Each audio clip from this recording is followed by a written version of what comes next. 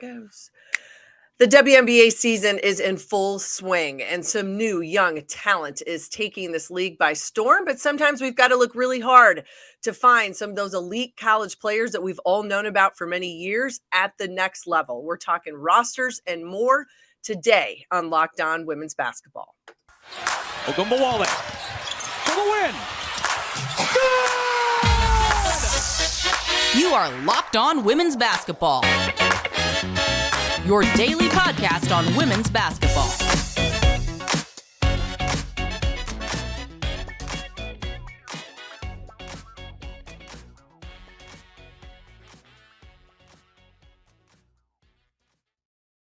Happy Monday, friends. It is June 19th, 2023, and great to be back with all of you. A very happy Juneteenth to everyone out there who is watching and listening today, and also a very happy belated Father's Day as well. Dads come in all forms and fashions, and we hope that each and every one of you was celebrated yesterday to the best that you could be. I am Missy Heidrick, National Women's Basketball Correspondent here at The Next. So happy to have you join us. Thank you for making Locked On Women's Basketball your first listen every day.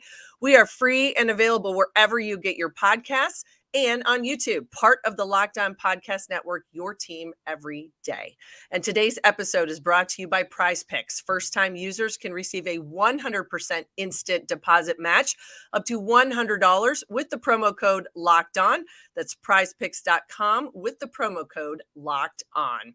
Well, you can follow me on Twitter. You see that there at Missy Heidrick, and then be sure to follow us at The Next. Go over and see us at www.thenexthoops.com and follow this podcast on Twitter at Locked On WBB.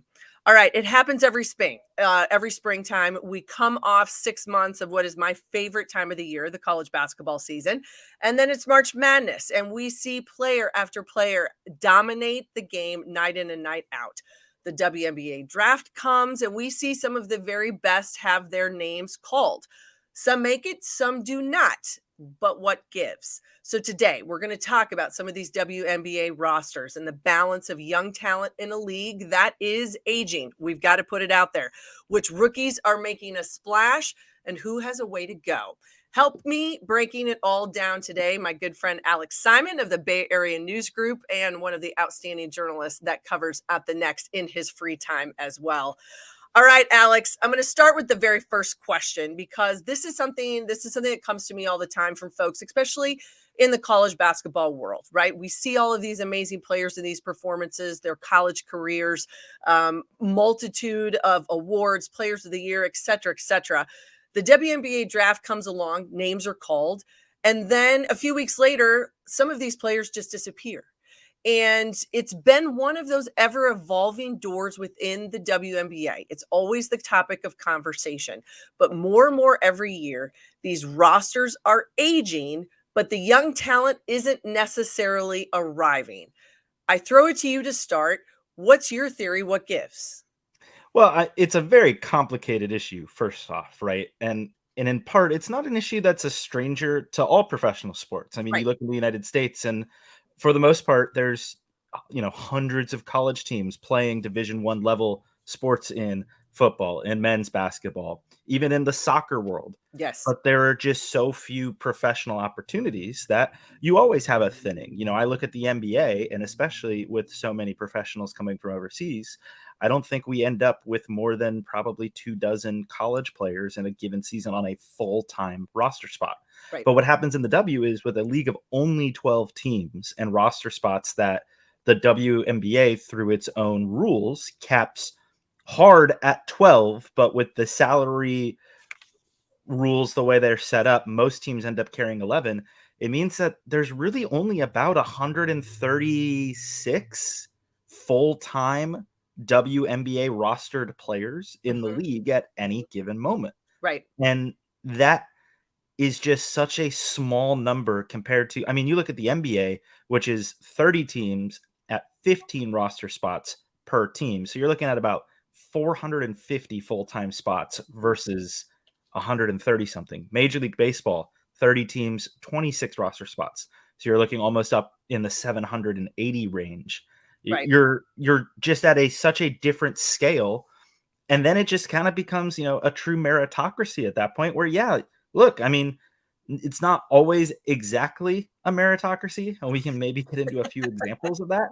But I'd even think, look at last year, like a 40-year-old Sue Bird was still an extremely talented player that was worthy of not just a roster spot, but a significant contributor role at a contending team. That's just not a space that somebody can knock her out of very easily. And that's the tricky delicacy of this, where there's rules that set it up. It's also just kind of the nature of pro sports in that way too. No, I think you're absolutely right. And I think one of the things that comes into play when you start talking about things like the NBA, which has the G League, you talk about minor league baseball, which is the feeder system. We can even look at, professional soccer, where there's some different places where players land and then they feed into the MLS or now into the National Women's Professional Soccer League.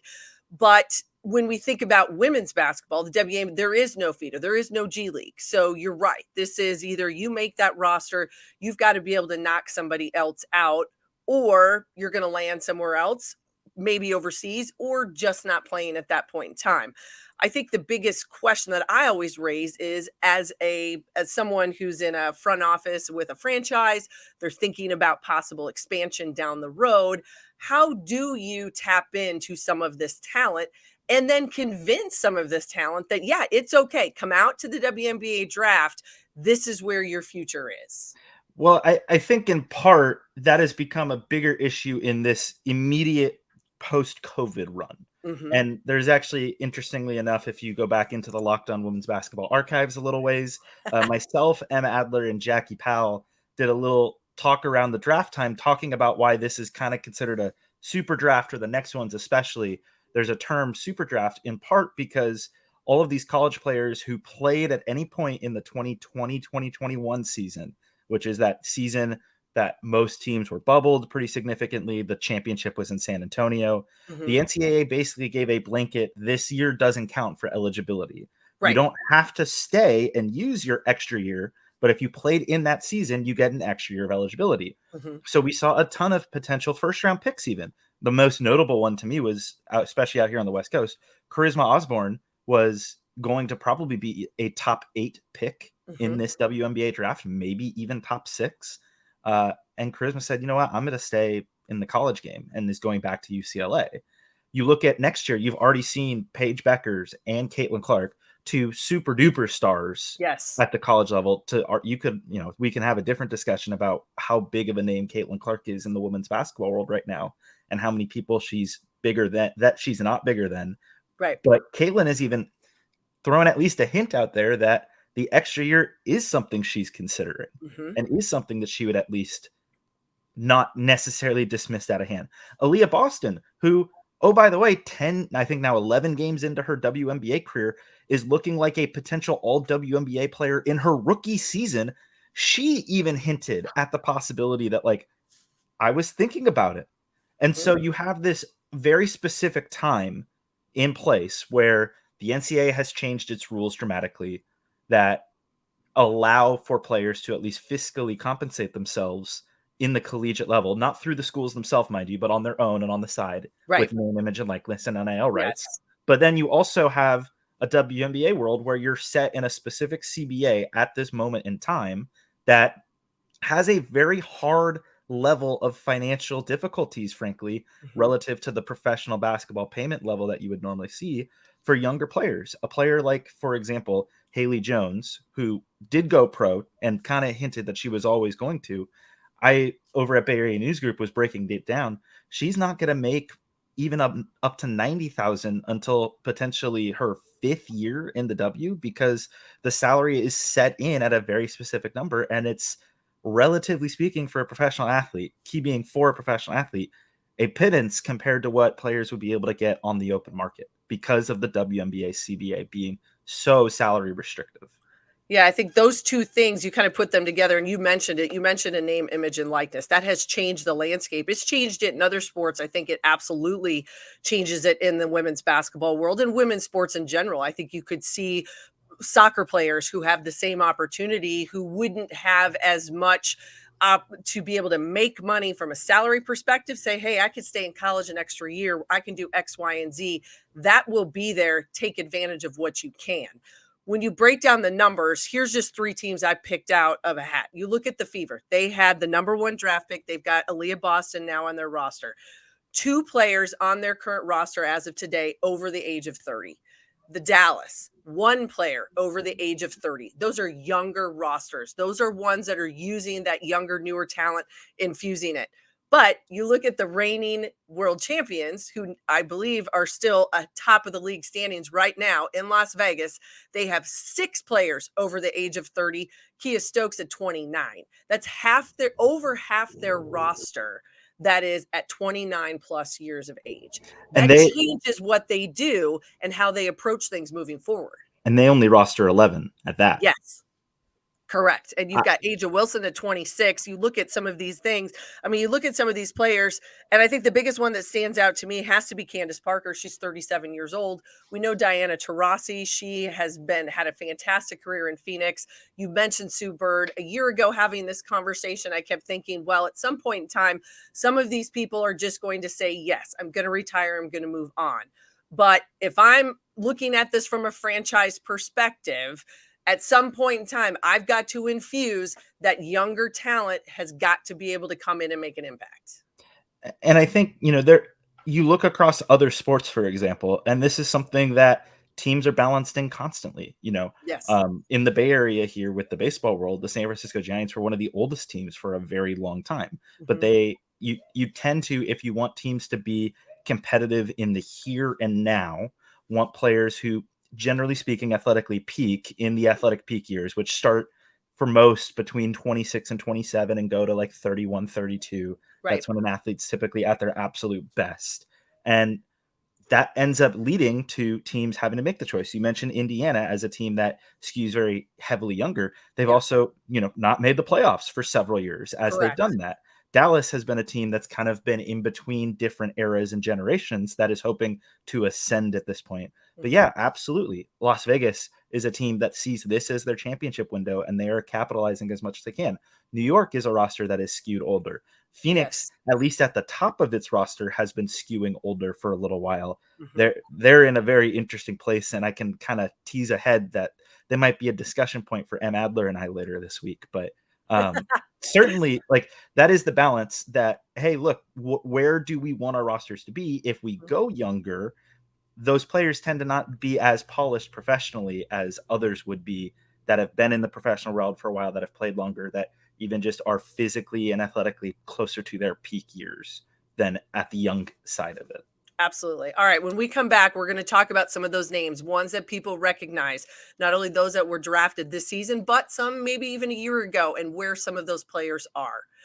But first, we all know groceries, school shopping, it's getting a little something for yourself. You know you're already doing it. So when you're online and you're shopping, why not get cash back for it with Ibotta? You can earn cash back on every shopping trip. Ibotta gives you cash back on hundreds of grocery items, from produce to personal care to pantry goods. Either link your loyalty account or upload your receipt after you shop and you get cash back. It is that easy. The average Ibotta user earns us about $120 a year in real cash back. That can cover the cost of an entire shopping trip. So Ibotta gives you real cash back, not points. Other apps give you points that don't amount to much, but with Ibotta, you can get real cash back that you can cash out to your bank account, PayPal, or gift cards. You can start earning cash back on hundreds of online brands and retailers too when you start with Ibotta, including places like Lowe's, Macy's, Sephora, Best Buy, and more. So right now, Ibotta is offering our listeners $5 just for trying Ibotta by using the code LOCKED when you register. Just go to the App Store or Google Play Store and download the free Ibotta app and use the code LOCKED, LOCKED. That's Ibotta in the Google Play or App Store, and use the code LOCKED. Hi, everyone. Welcome back to Locked On Women's Basketball. I am Missy Heidrick, and thank you for joining us today. Locked On NBA's mock draft special is here, and it's bigger than ever. Follow along the entire first round in a 6-episode ultimate mock draft experience only Locked On can deliver. All episodes are available now on Locked On NBA Big Board, on YouTube, or wherever you listen to your podcasts. All right, I'm here with Alex Simon from the Bay Area News Group, one of my fellow colleagues at The Next, and we're talking about WNBA roster, some of the talent we see come in and some that goes out. All right, let me give you this. Right now, 3 first-rounders from the 2023 draft, WNBA draft, Alex, were waived or cut, did not make their roster. We also have to talk about a player like Stephanie Suarez, who was drafted from Iowa State at number 4. However, she's out for the season because she had that ACL injury in school.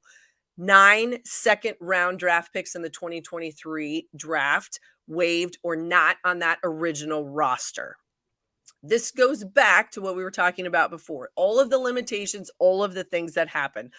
But if there were some more names that have stood out to you, I look at it not only probably your first 6, the first 10 picks of this year's draft, all with their original roster.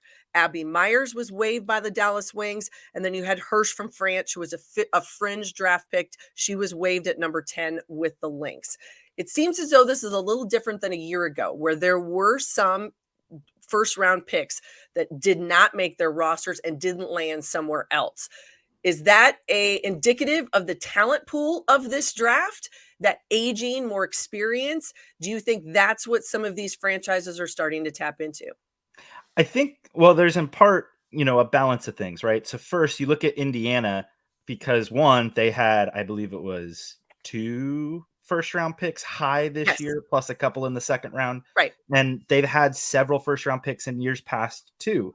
And, Indiana, for what we talk about with this year, where both Aaliyah Boston, the number 1 overall pick, who is playing like everybody, even better, I think, than everybody thought, and everybody thought she was going to play incredibly well. But they had already waived the number 4 pick from last year's draft, and Emily Anxler. There might have been some health reasons for that as well, but the idea that somebody who's a first-round pick, a top 4 pick, they've waived multiple top 4 picks, I think, in consecutive seasons, where they previously had Kaiser Gonzarek, they've had Lauren Cox, who is a top 4 pick, and they've waived them all within basically 2 years of them getting into their professional careers. And it's kind of this balance of the rosters are so limited, plus there's just no avenue for other things. You bring up Suarez, and she's such an interesting case because she came into the draft with teams knowing she tore her ACL. She's not available for this season. Right. There's a weird WNBA roster quirk, though, that allows that to almost be a benefit, because if you do get players on your full roster who are injured and you get down beneath 10 players, you then get an emergency hardship roster spot from the WNBA that allows you to basically sign anybody off the street to fill you up to make sure, bare minimum, we've got 10 active, healthy, available players at a time. So Suarez actually was in this kind of weird spot where she was a development project, but because she was hurt, you could then draft her, let her roster a spot, but she could actually help you kind of get to the point that you want to get to in theory, which is 10 active players. And because it was obvious she was going to be gone for the full season, if a team wanted to take her with development plans, help with her rehab, kind of prepare her for the offseason, they were able to kind of do that. Dallas was the team that effectively ended up doing that. Yeah. You mentioned Hirsch, and this is the only other WNBA kind of trick to this game, which is that if a player is an international player, you can just ask them not to come overseas. If they elect to not come to the WNBA, you can retain their rights, which Minnesota has retained Hirsch's rights, even though she is not here this season. She can't play at all this year, but in theory she could. They're not going to, because she's a project. She's young. They'll want her to come to the league. You've seen the New York Liberty have done this a few times with players. In fact, one, Silka Kone, now plays for the Sky because she wanted to come over. I think the Liberty may have not wanted her to come over, but she did. She tried out. She didn't make the very difficult back end of the Liberty roster. She's landed in Chicago. There's certainly some trickiness involved. I think the thing that you show, though, is just if you're on a roster, you're going to get a chance to play in the WNBA. The rosters are so small. The rosters have injuries happen all of the time. And the player that stand out to me in that regard is Haley Jones. Haley was certainly somebody who had an underwhelming senior season at the collegiate level relative to her expectations, relative to outsiders' predictions.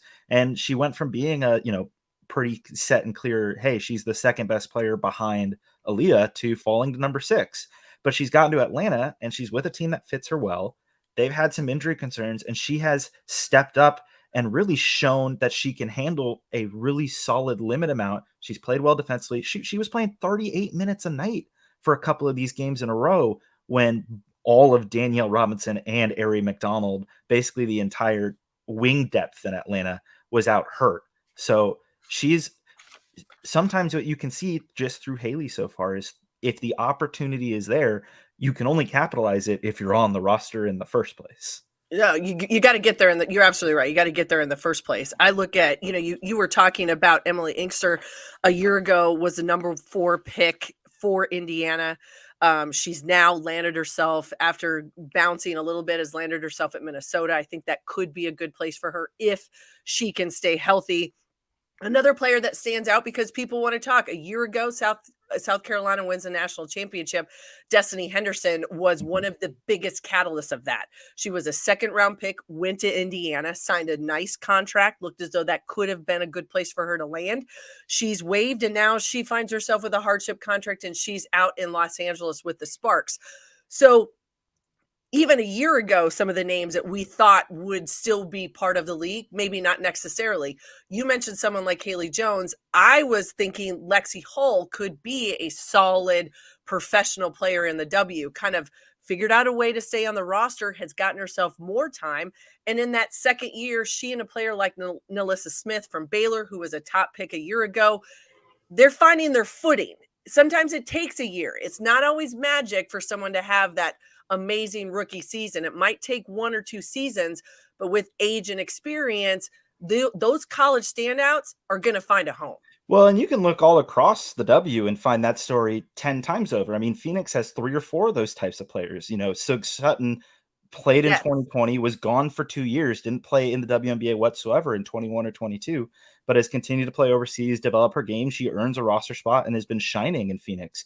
And before her, Shea Petty had that exact type of career track to even get onto a roster back in 2020 in the bubble. And she's carved out a solid role as a backup point guard in Phoenix for years now.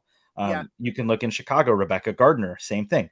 The W, there's some easy ways into the W. And if you're a talented superstar level player like Aaliyah Boston, you're always going to have your spots. But if you're players that undoubtedly have talent, the problem is just the volume of players who are trying to make it in professional basketball overseas, who would obviously take tryout opportunities in the W. The training camps are ruthless in the W in that regard because everybody kind of knows, hey, these certain players, they definitely have a spot. So I'm fighting for maybe one spot. And there's 5 players usually that are in camp fighting for that one spot.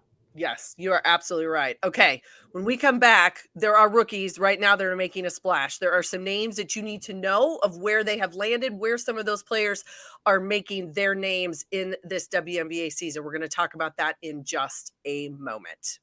But first, it is time for that daily fantasy sports opportunity with our friends from Prize Picks. Okay, so how does it work? Well, you go to Prize Picks and you pick 2 to 6 players, and they will go score more or less than their Prize Picks projections, and you can win up to 25 times your money on any entry. No competing against other people. It's literally just you versus the projections. And Prize Picks offers projections in any sport that you watch. That could be the MLB, the PGA, the US Open was just out on the West Coast down in Los Angeles. It could be over the summer. It could be soccer, WNBA, esports, NASCAR, tennis. You pick it. They've got it. Entries can be made in 60 seconds or less. It's that easy, safe and fast withdrawals, and currently operational in over 30 states and Canada. So download the Prize Picks app or go to prizepicks.com to sign up and play daily fantasy sports. First-time users can receive a 100% instant deposit match up to $100 with the promo code Locked On. If you deposit $100, they will give you $100. If you deposit $50, Prize Picks will give you $50. Don't forget to enter the promo code Locked On at sign up for an instant deposit match up to $100. Hi, everybody. I am Missy Heidrick. Thank you so much for joining us here on Locked On Women's Basketball today. I'm with Alex Simon of the Bay Area News Group, and we have been talking about how not only difficult it is to break into the WNBA, even after stellar All-American award-winning seasons at the college level.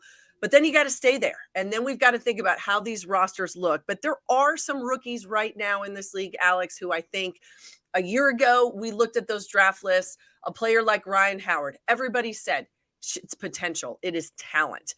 I never for a million years thought Shakira Austin would have had the season she had a year ago after watching her in college as a senior, but she just fit. She found the right place and something clicked, and she has become a really good professional basketball player. Right now, there are some rookies that are making a name in the W, and I think we would be remiss if we didn't talk a little bit more about what Aaliyah Boston has been able to do right now in Indiana. She's averaging over 29 minutes a game. She's played in all games so far this season. 16 plus points, 7 plus boards a game on average. Those are pretty darn good numbers for a rookie.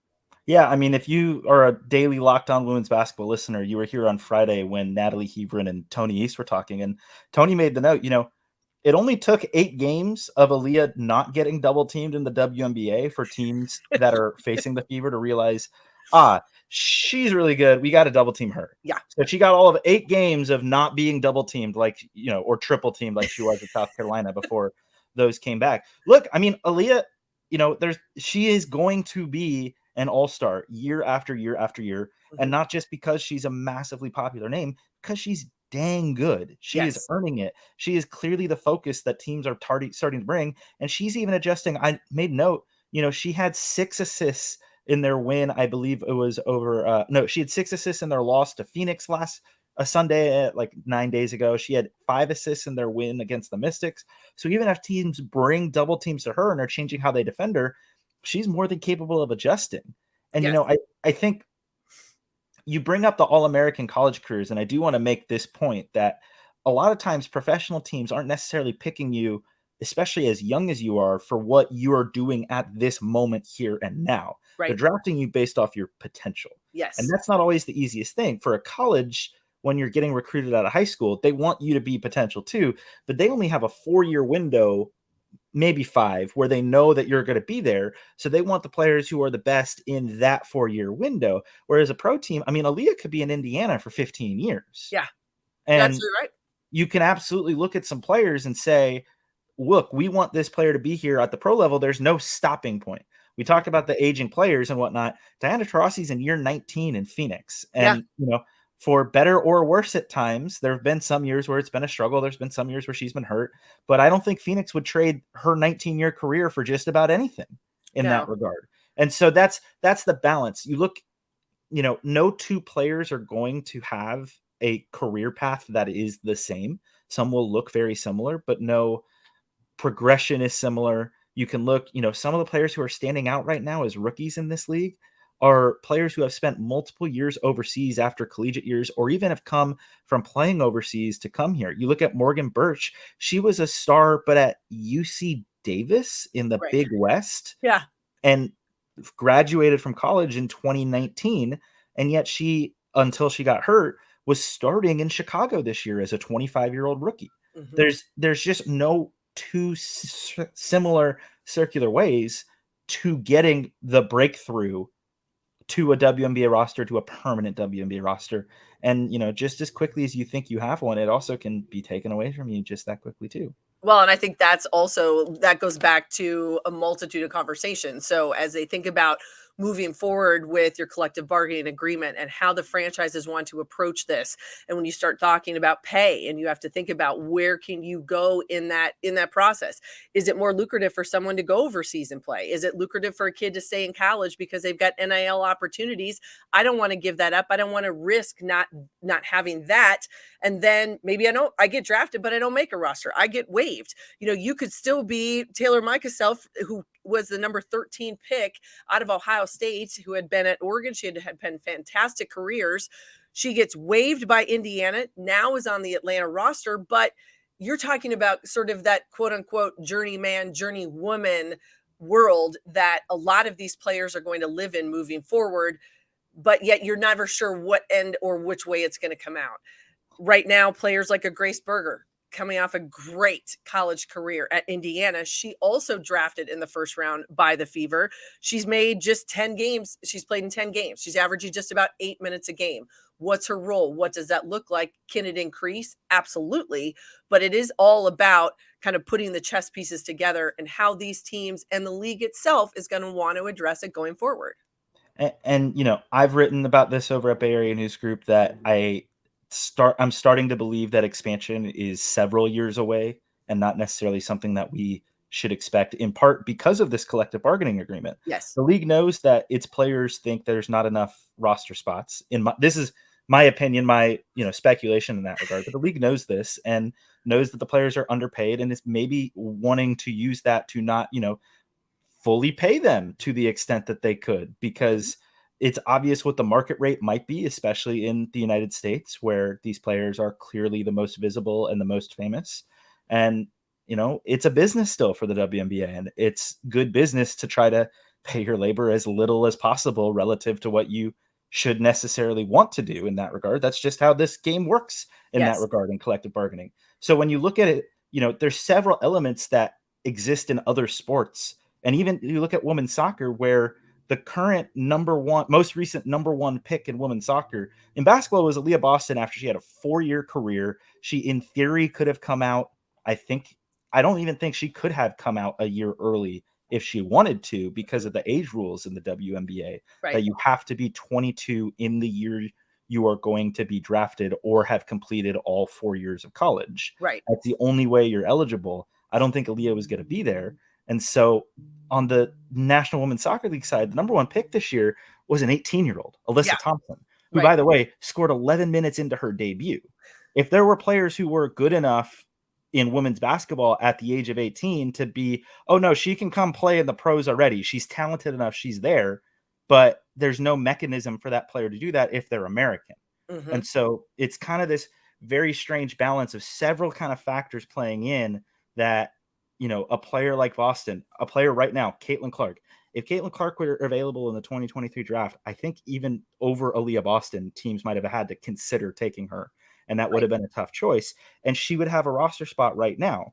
Rules don't allow that to happen. Correct. And so you will always find the space for the talent. And it's kind of on the fringes where players can earn their way into more over time, where the W has its biggest holes at the moment in terms of where fans feel as if there's some things lacking. Those things that are lacking, teams to have more roster spots. Roster spots itself. Maybe you could do something like what other sports have in terms of an injury designation spot, where you can automatically replace that player rather than waiting until you're down to less than 10. You can say, look, this player's done for the season. We're putting them on the injured reserve, injured list, whatever you do. And then we will replace them up to however you do. But that would allow for more rather than teams having to roster an injured player for the entire season and hope that, weirdly hope that you have enough people not available to have more active players backfill. Yes. There's a litany of issues with the WNBA roster, but I would think that one of the ways to rectify it going forward, if you aren't willing to make the changes directly to it, is to create some type of development league, 4 teams, 6 teams, 8 teams, running concurrently in the way that the G League does on the men's side in the NBA, that teams can then say, hey, if we're picking up a player to fill into our roster, we at least know they've been playing, that they've been doing things, they've been working, rather than just picking them up fresh, throwing them in and hoping for the best. And I think that is one of the biggest factors moving forward. That seems to me that would be a really good sign of true commitment and development of what the WNBA can be moving forward. Because this is not going to be the last time we have this conversation. And you and I are not going to get asked by college basketball people all over the country 100 times, why is there not a spot? We wonder why kids don't want to come out. This is what it's looking like. They may not have a chance. What's that ability look like? Yes, you're drafted on potential, but when I start thinking about some of the biggest names in this league and you start looking at it, and it's Candace Parker, who's 37, Courtney Vandersloot in New York, she's 34. We know Diana Taurasi's 41 years old. I've got Elena Deladon, she's 33 at Washington. She has rode the wave herself individually and personally of injury and being healthy healthy and all of the above. It only gets harder as you get older. And as that we make those moves and those transitions, these names that people identify the league with, you want that next generation of talent to be able to do that too. And you kind of, it is interesting, especially I think, to mention Courtney Vandersloot in this, because the other three names you mentioned, Elena Delaton was a second overall pick who would have been a first in any year that Brittany Griner was not available. Right. Diana Taurasi, first overall pick. Candace Parker, first overall pick. Vandersloot was a third overall pick out of Gonzaga. So even, you could look at the colleges and say, why didn't a bigger college recognize that she was this good? But she developed into being that good at the collegiate level to then clearly be the third best choice in that 2011 draft. Now you then look at it and there is no similar path to the pros. I want to keep emphasizing that. I think you're right. Everybody's path ends up being a little bit different. There's some tried and true pathways, right?